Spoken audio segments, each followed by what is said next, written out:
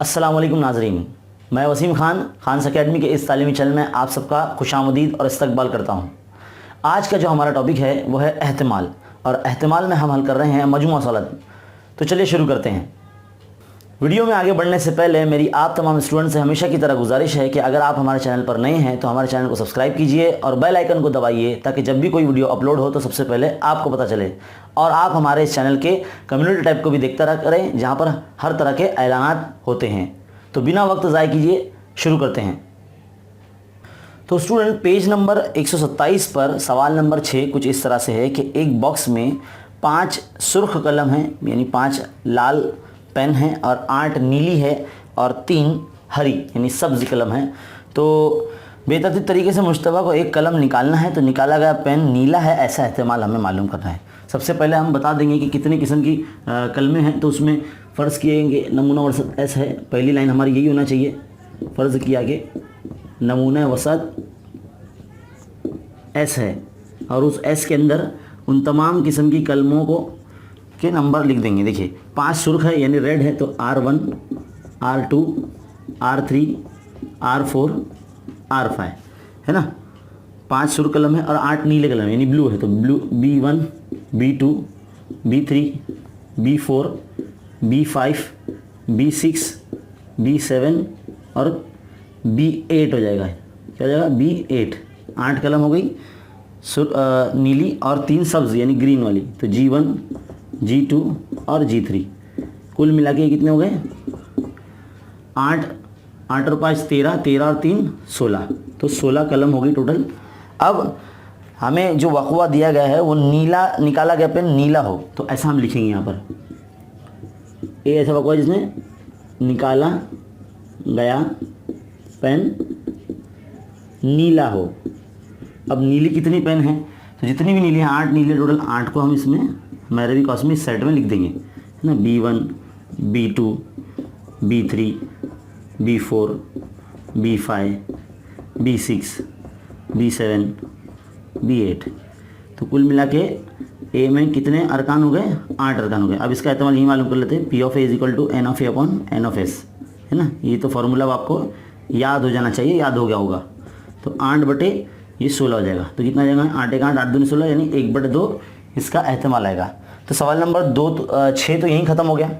अब सवाल नंबर 7 देखिए। सवाल नंबर 7 क्या है? एक पासे के 6 रुख दर्ज झैल के मुताबिक है, A B C D E A, यानी इसमें जो ए रुख है वो 2 मरतबा आया है। तो हमारा जो N ऑफ S होगा, पहले तो लिखेंगे फ़र्ज़ किया कि नमूना औसत S है। देखिए कोई भी सवाल हो ये लिखना भूलना नहीं चाहिए आपने। फ़र्ज़ किया कि नमूने वसत S है। ये ऐसे होने के बाद हम लिखेंगे N ऑफ S कितना हो गया? 6 हो जाएगा। तो 6 रुख है, A B C D E A, है ना। अब ऐसा पहले लिख के बताना पड़ेगा। इसके अंदर आपको पूरे रुख A B C D E और ये A, है ना। तो फिर हम लिखेंगे N of S equal to 6 रुख है। अब पॉइंट क्या बोला गया है? पहला पॉइंट कि पासा एक मरतबा फेंका जाए तो दर्ज झैल वक़वे के एहतिमाल मान लीजिए। देखिए एक मरतबा फेंका जाएगा तो कुछ इस तरह से आएगा।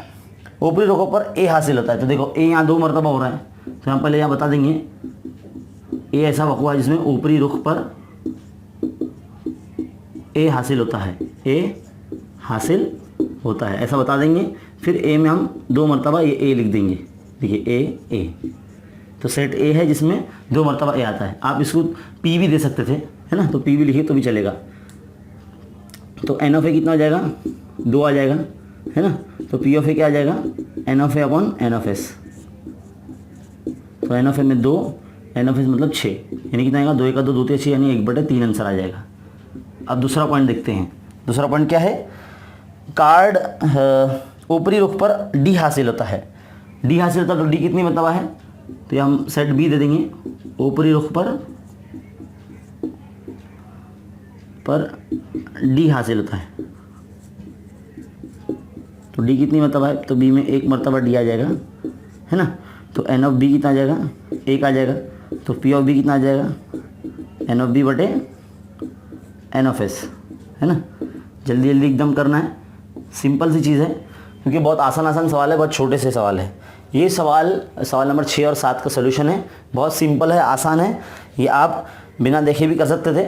हमने सोचा कि ये आपको ना कराया जाए, लेकिन जब सोल्यूशन चल ही रहा है लाइन से तो हमने सोचा कि करा देना बहुत ज़रूरी है। तो इस तरह से सवाल नंबर 6 और 7 आपके सामने है, मौजूद है। चलिए बढ़ते हैं सवाल नंबर 8 की तरफ। तो देखिए स्टूडेंट, सवाल नंबर 8, एक बॉक्स में 30 कार्ड हैं। तो सबसे पहली लाइन हमारी यही होगी, इसका सोल्यूशन। फर्ज किया कि नमूना औसत एस है, नमूना औसत एस है, उसके अंदर पूरे 30 नंबर लिखेंगे हम, क्योंकि 30 कार्ड है एक बॉक्स में। 1 2 3 4 5 6 7 8 9 10 11 12 13 14 15 16 17 18 19 20 21 22 23 24 25 26 27 28 29 और ये 30। तो एन ऑफ इसमें कितने जाएंगे? 30 कार्ड है। अगर आप डायरेक्ट भी लिख सकते तो लिख सकते थे, लेकिन इस तरह से ज़रा सिस्टमेटिक होता है, ऐसा लिखना ज़रूरी है। चलिए पहला पॉइंट पढ़ते हैं। अब बॉक्स में से एक कार्ड बेतरतीब तरीके से निकालना है और मुंदरजेल वक़्वे का एहतमाल होने के बजाय। देखिए, कार्ड का अदद ताक अदद हो। अब ऐसा अदद जो 2 से तकसीम नहीं होता, अब वो ताक अदद कहलाता है। तो ताक अदद कौन कौन सा होगा? तो पहले आपको ये फ़र्ज़ कर लेना, ये जो पहला वक़्वा बोला गया का कार्ड क्या है? कार्ड का अदद ताक है ना। तो ए में ताक अदद आएंगे पूरे, है ना। 1 3 5 7 9 है ना, 11 13 के बाद क्या आएगा? 15 है ना, 17 19 21 फिर 23 25, जो 2 से तकसीम नहीं होते वही नंबर की बात कर रहे हैं सर ना। 27 फिर 29, ये सब कितने नंबर है? एन ऑफ ए में आ जाएंगे 1 2 3 4 5 6 7 8 9 10 11 12 13 14 15 है ना। तो अब कितना हो जाएंगे? ये 15 हो गए। अब एहतमाल मान लेंगे ए का, तो N of A upon N of S. तो एन ऑफ ए कितना है? 15 है। एन ऑफ एस कितना है? 30 है। देखिए 15 के बढ़ाना, 15 का 15, 15 दूनी 30, तो 1/2 आ जाएगा एहतमाल। चलिए दूसरा पॉइंट पढ़ते हैं। दूसरा पॉइंट हमारा क्या रहेगा? बी रहेगा। क्या है यहाँ पर? कार्ड का अदद कामिल मुरब्बा अदद है। कामिल मुरब्बा मतलब जो किसी का मुरब्बा हो। जैसे कि हम यहाँ 1 ले लेंगे, 1 है, 1 4 9 है ना, 16 फिर यहाँ 25 है ना। ये तमाम कामिल मुरब्बा अदद है। तो यहाँ पहले लिख देंगे कार्ड का अदद कामिल मुरब्बा अदद है। फिर बी में लिख देंगे इधर पे 1 4 9 16 और 25, कितने हो गए? एन ऑफ बी में 3 और 2 5। तो पी ऑफ बी हम मालूम कर लेंगे यहाँ पर। पी ऑफ बी कैसे मालूम करेंगे? एन ऑफ बी पर है एन ऑफ एस, है ना। तो एन ऑफ बी हमारे पास है 5 और एन ऑफ एस है 30।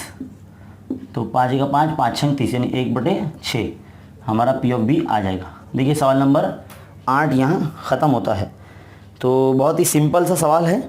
अब चलिए बढ़ते हैं सवाल नंबर 9 की तरफ, जो कि बहुत इंपॉर्टेंट क्वेश्चन है और ये हमें इसके लिए मिटाना पड़ेगा इसको। तो हम इसको 2 सेकंड तक रखते हैं ताकि आप इसका स्क्रीनशॉट लेके लिख सको। फिर हम बढ़ेंगे सवाल नंबर 9 की तरफ। चलिए बढ़ते हैं सवाल नंबर 9 की तरफ।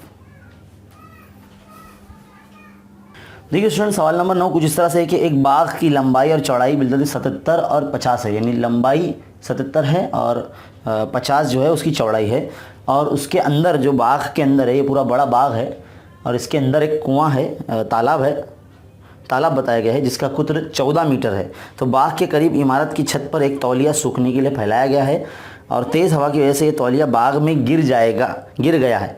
बाग के तालाब में तौलिए के गिरने का एहतमाल मालूम कीजिए।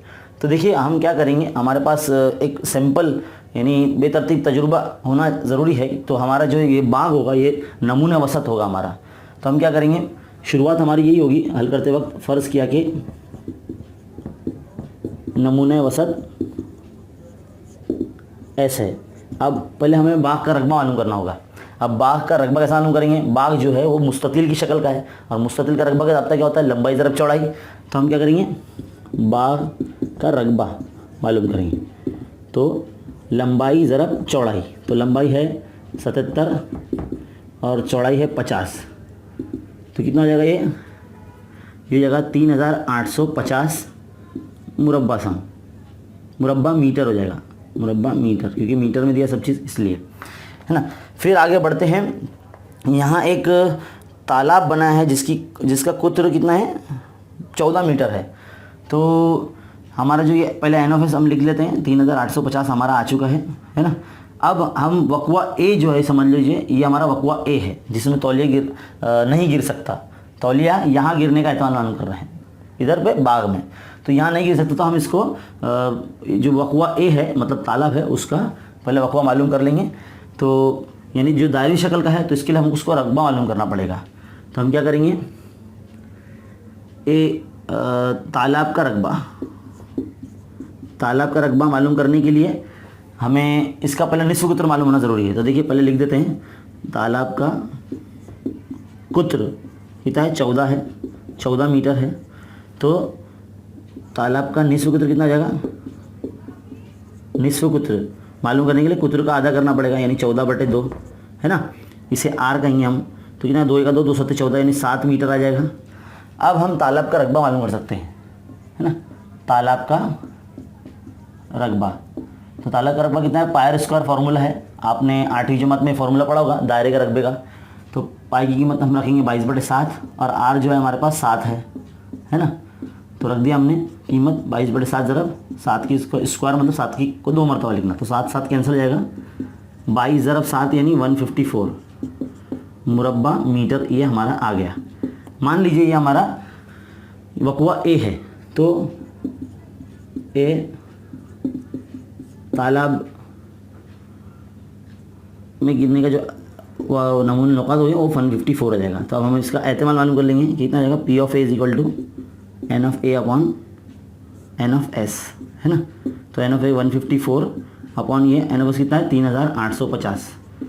अब ज़रा यहाँ ध्यान से देखना है आपको, मैं 11 के पहाड़े से कैंसिल करूँगा तो 11 1 का 11, 4 बचते हैं तो 44 हुआ, 11 चौक 44, फिर 11 तिया 33, 38 थे ये, 33 लिया मैंने, तो 5 बाजू में जाएंगे तो 55 बनेंगे, तो 11 पंजे 55 और ये फिर ये 0, है ना।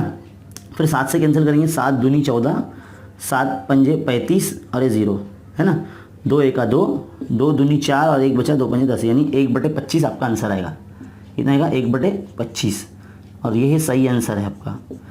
तो बहुत ही सिंपल और आसान सवाल है ये, बस आपको दोनों के रकबा मालूम करना है और दोनों को तकसीम कर देना, तो आपको मालूम पड़ जाएगा कि तौलिए का बाग में गिरने का एहतमाल 1/25 होगा।